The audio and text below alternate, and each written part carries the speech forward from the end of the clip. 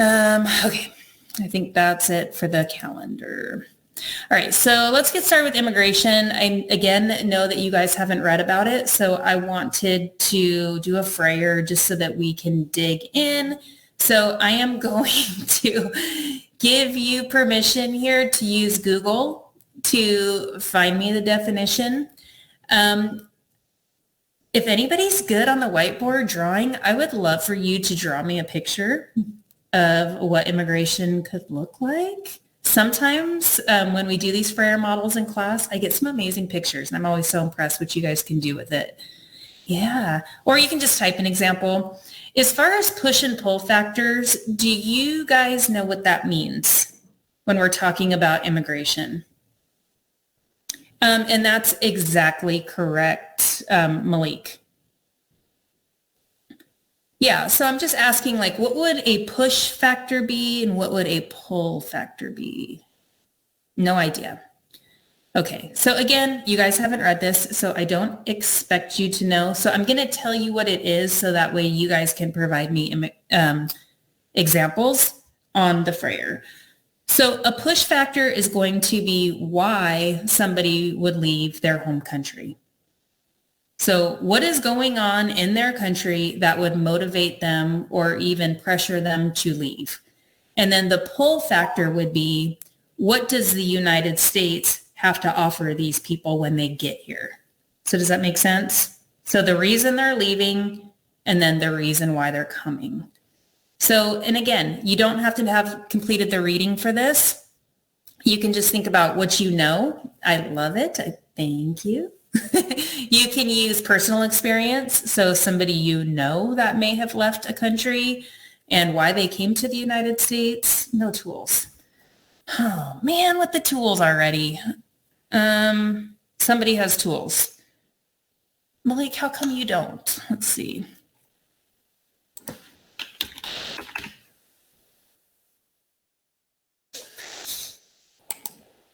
Do you have to be live in order to have tools?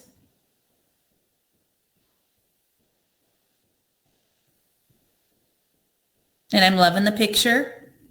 Is this an airplane? Up here? Does everybody else have tools? So Malik, you said you know your family immigrated to America, but you don't know their story. Okay, where did they come from? Okay, you guys have tools. Thank you. Mexico. Awesome.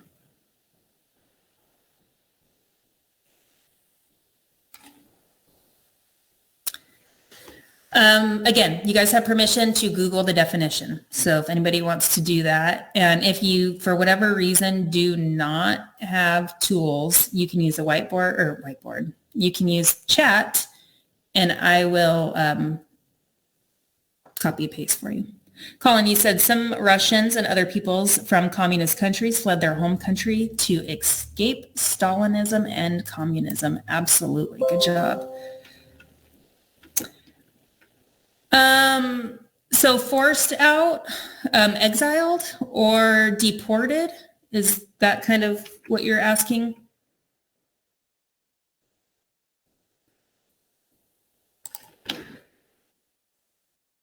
Okay, I'm going to go ahead and move this. I guess I love the sunshine there. I'm just going to put that right there, right on the top. I hope you guys don't mind. Alicia, you say you're technically second generation Filipina. Oh, is that the feminine version of Filipino? I didn't know there was a masculine and a feminine. Born in the United States. Very cool. My husband's family is Filipino. They're amazing people. Malik, you said a pull factor could be freedom because the USA has a lot of freedom. I love that. So let's go ahead and put that down. You said freedom. Excellent. And you said one of my great grandmas jumped on a cargo train when she was like 11 to escape a war in Mexico, and distant ancestors on your dad's side came over from Ireland during the potato famine that were adopted into a family in the United States. I love that, Lainey. And you just covered 2 reasons for push. So war, which somebody already put, and then famine is another one. And the Irish potato famine, by the way, you guys will read about it, pushed a lot of people out of Ireland and to the United States. Your Nana's mom, Alicia said, had 2 other babies before your Nana, and both of those babies got sick and died. So when she had my Nana and my Nana got sick, she moved to the United States for healthcare so she wouldn't die.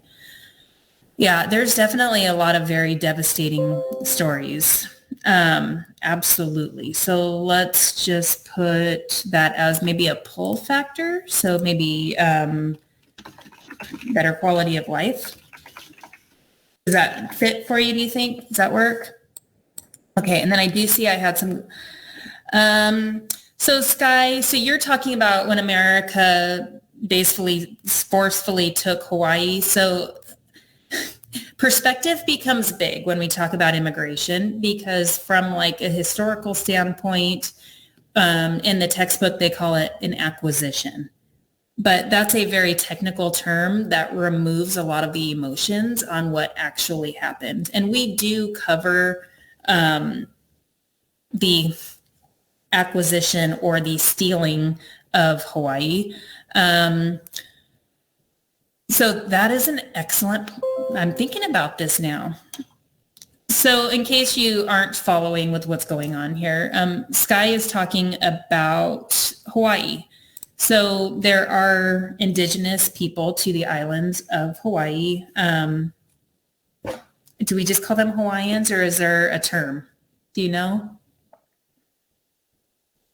So these people, okay, so just the Hawaiians never chose to come to the United States. So they technically did not immigrate, but they are now considered Americans, even though they didn't move. So the land possession changed, but the geography didn't. So I've never thought about that one before, Sky. I don't think it is considered immigration, but I'm going to look into that. I'm always really interested in what happens with Hawaii. And I know that there's movement now with Hawaiians to take back the island. This is totally off base here, but it kind of deals in the same situation. The Daintree rainforest in the northern part of Australia once belonged to the Aborigines, or the indigenous native people of Australia. And then the Australian government took it, just kind of like the American government has done. And I just read that Australia gave back like 500,000 acres of the Daintree, which is one of the oldest forests in the world, back to the indigenous people. So, I mean, there are movements like this that are starting to happen globally.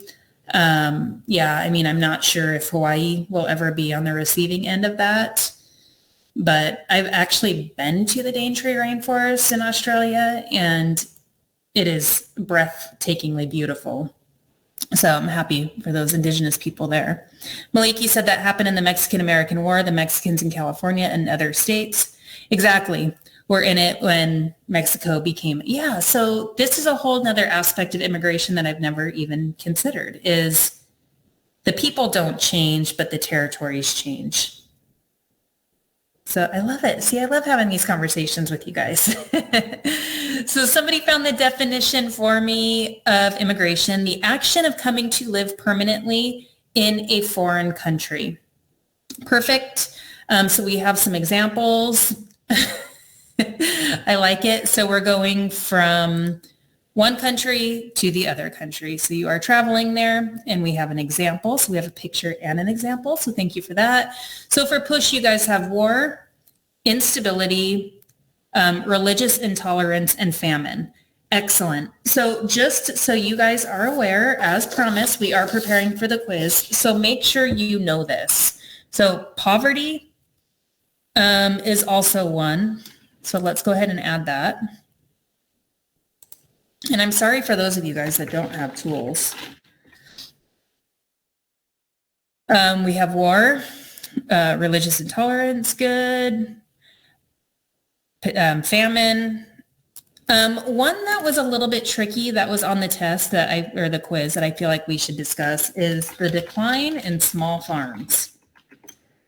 Not really something we've talked about a lot, but when America was going through our second industrial revolution, there was also an industrial revolution going on in Europe. So not only did this apply to factories and businesses, but it also had an impact on farming because there was also an increase in farming technology. And then we saw like the standardization with, steel and oil. A lot of that was also happening with agriculture.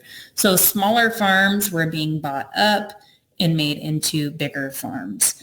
So decline in small farms pushed people out of their home country in an effort to find land where they could continue to farm. You guys did great with the pull factor. So we have, okay, no problem, Skylar. Okay. Yeah, with Neuro, logging back in seems to be the solution for most of the problems. Better quality of life, freedom from oppressive governments, freedom in general. This is a good one. If you have a child in the United States, it automatically becomes a United States citizen. I know that the laws have changed a little bit on this in the last couple administrations. But yeah, so to be a natural born citizen of the United States means that you were born here. The exception to that is if you are from a military family. I'm not sure if any of this applies to you guys.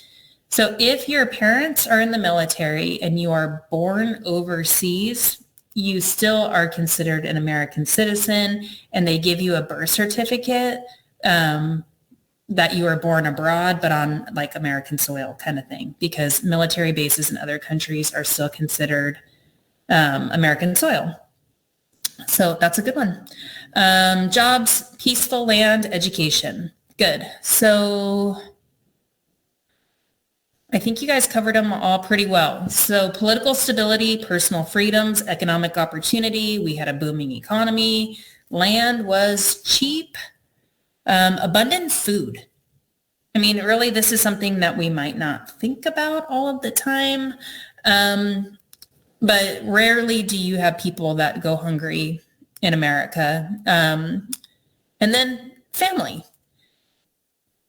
Isaiah, you said your mom joined the military, then had to leave because of family issues. So you were not born abroad then.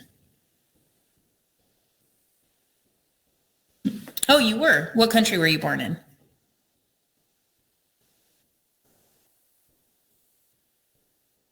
We have a lot of military families here, especially in Southern Nevada. Well, that's what I meant. So abroad means overseas. I might not have made sense on that. Okay. See, vocabulary is important. Okay, so we kind of already started to talk about this, but this is going to be like one of the first things you see in your lesson tomorrow. Just asking how well you know your family's background. Have you ever asked your parents or grandparents about your family's history or ancestry?